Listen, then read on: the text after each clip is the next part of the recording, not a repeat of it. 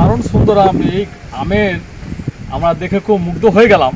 আমরা এই আমের জন্য নলহাটি থেকে বাগানটা দেখতে এসেছি। নমস্কার বন্ধুরা, বীরভূম নলহাটি থেকে আমার ভিডিও দেখে আমার সঙ্গে যোগাযোগ করে আমার এই দুই বন্ধু আজকে আমার এই যে গ্রামের ভূপ্রকৃতি এবং প্রাকৃতিক পরিমণ্ডলের মধ্যে আমরা যে আছি তা সেটা ভিডিও দেখে তারা এতটাই অভিভূত হয়েছেন যে বন্ধু তোমার বাড়ি যাব, এই কথা বলার পর আমি তাদেরকে নেমন্তন্ন করেছিলাম এবং তারা এসেছে। আমাদের গ্রামাঞ্চলের যে প্রাকৃতিক আবহাওয়া তার সঙ্গে যে প্রকৃতির ছোঁয়া সেগুলো তারা পেয়েছেন এবং সরাসরি গাছ থেকে সুমিষ্ট পরিপক্ক আম পেড়ে খাওয়ার যে অনুভূতি তা আপনাদের সামনে ব্যক্ত করছে আমার এই দুই বন্ধু। দাদার নাম অষ্টম লেট, বাড়ি নলহাটি। নলহাটি বীরভূম।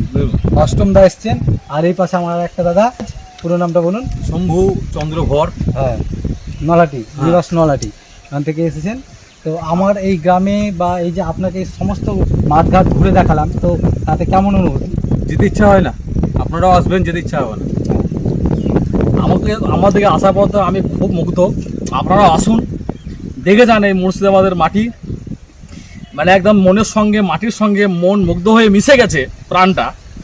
প্রাণটা আমার জুড়িয়ে গেছে রে, প্রাণটা আমার জুড়িয়ে গেছে। এটা কি বেশি বেশি করে বলছেন? না না না না না না, কখনো না, বেশি বেশি বলার কোনো জায়গায় নেই। এটা জায়গা এমনই একটা জায়গায় পৌঁছে গেছি যে বেশিরই জায়গা। আমি বেশিটাকে আবার বেশি বলতে হবে কেন?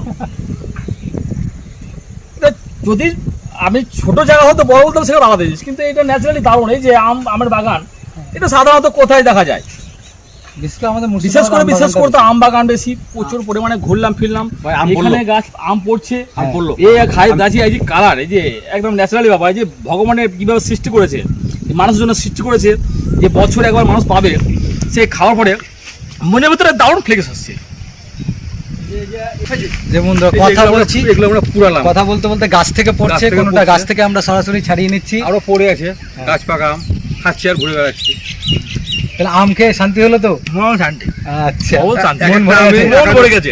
এক এক রকম স্বাদ, হ্যাঁ, বিভিন্ন রকম স্বাদ আছে এখানে, বিভিন্ন স্বাদ। তেমন যেটা খাচ্ছি আমি, সেই আমটা হচ্ছে সাদুল্লাহ বা হিমসাগর। এর অভূতপূর্ব টেস্ট। কোনো দিয়ে রস পড়ছে, কোনো দিয়ে রস পড়ে যাচ্ছে। হ্যাঁ, হেভি টেস্টি। গেঞ্জি সাবধান। তো ওই বাগানটা দেখে আমরা খুবই মুগ্ধ। আর এই যে আম একটা, এই সিজনটা অভূতপূর্ব। তো এই গাছ পাকা আম সাধারণত বাজারে ঘাটে সব জায়গাতে পাওয়া যায় না।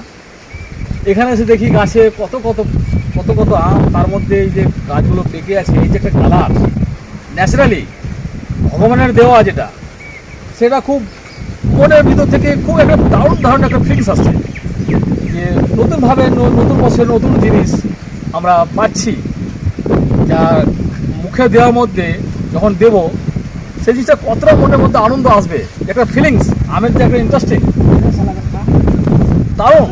ও ওয়াও।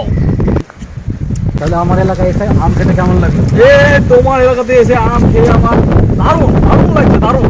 দর্শকদের উদ্দেশ্যে বলি, দর্শকরা আমি চাইবো যে দর্শকরা এই ধরনের আমের উদ্দেশ্যে আপনারা আসুন। এই মুর্শিদাবাদ জায়গার নাম কি জানো? মুর্শিদাবাদের এটা হচ্ছে খোসবাগ। এই খোসবাগে এসে এই ধরনের লালবাগের এলাকা, এই যে একটা আমের কালারটা দেখুন, এই কালারটা সাধারণত বাজারঘাটে কোথাও দেখা যায় না।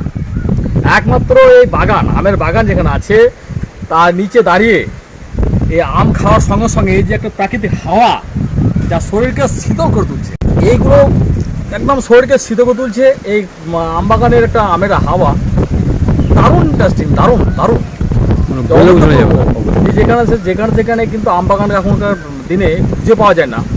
এরই মধ্যে মুর্শিদাবাদের এতে মাটিতে দাঁড়িয়ে দারুণ লাগছে নিজেকে, দারুণ নতুন ভাব লাগছে যে এই জীবনটা আবার ফিরে পাবো কিনা। এটা নিয়ে কিন্তু আমার মধ্যে একটু মানে নো ডাউট একটু সন্দেহ দাঁড়াচ্ছে। ঠিক আছে বন্ধুরা, দেখা হচ্ছে নতুন কোনো ভিডিওতে। ভালো থাকবেন সবাই।